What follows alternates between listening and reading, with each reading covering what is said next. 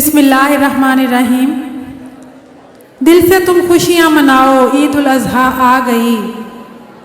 रंजो गम को भूल जाओ, ईद उल अज़हा आ गई। खुश हो दिल से मुसलमानों तो आओ अब, खुश हो दिल से मुसलमानों तो आओ अब, धूम सुन्नत की मचाओ, ईद उल अज़हा आ गई। तमाम हाज़रीन महफ़िल को अस्सलाम वालेकुम। आज हम बात करने जा रहे हैं ईद उल अज़हा यानी ईद कुर्बान की फ़जीलत और अहमियत की। ये दिन याद दिलाता है एक अजीम शान कुर्बानी की, जो एक बाप ने हुक्म खुदाबंदी की बजा आवरी के लिए किया और अपने लख्त जिगर को कुर्बान करने से भी दरेग न किया। अगर हम उस कुर्बानी का पस मंज़र देखें जो हम सुन्नत इब्राहीमी के तौर पर करते हैं, तो उस कुर्बानी के सामने कुछ भी नहीं जो हज़रत इब्राहीम अलैहिस्सलाम ने किया। हुक्म खुदाबंदी था कि अपनी अजीज़ शय मेरी राह पर कुर्बान कर दो।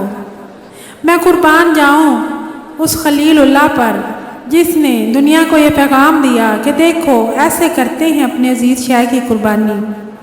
सुबहान अल्लाह, क्या शान है इस ईद कुर्बान की जो हमें सुन्नत इब्राहीम की याद दिलाती है। सुन्नत इब्राहीम जिंदाबाद, सुन्नत इब्राहीम जिंदाबाद, ईद कुर्बान तुम्हें मुबारक हो। अल्लाह ताला ने इस सुन्नत इब्राहीमी को क़यामत तक कुर्ब इलाही के हसूल का एक ज़रिया और ईद उल अज़हा का सबसे पसंदीदा अमल करार दिया है।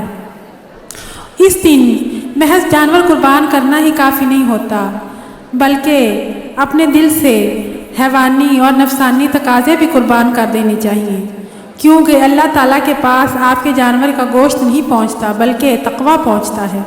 इसीलिए कुरान हकीम में इरशाद बारी ताला है, अल्लाह ताला को तुम्हारा ज़ाहिरी गोश्त और खून मतलूब नहीं, बल्कि तुम्हारे दिलों का तक़वा, अदब और इखलास मतलूब है। जब तुमने खून बहा दिया, नीयत का इखलास ज़ाहिर हो गया। इसलिए ऐ मुसलमानों, जब भी कुर्बानी करो तो खुलूस नीयत और तक़वा के हसूल के लिए करो और गुरबा और मसाकीन की खबरगिरी करो, ना कि दिखावे और अपनी अमीरी का रौब डालने के लिए करो, क्योंकि इस तरह तुम्हारी कुर्बानी का असल मकसद फौत हो जाएगा और कुर्बानी ज़ाया हो जाएगी। अल्लाह करीम से दुआ है कि वो हम सब की कुर्बानियों को कबूल फरमाए और उसका सवाब तमाम मुसलमानों को वहम पहुँचाए और हमारे कुर्बानी के जज्बे को बढ़ाए, ताकि हम अपने इर्द गिर्द नेकी फैला सकें। वस्सलाम।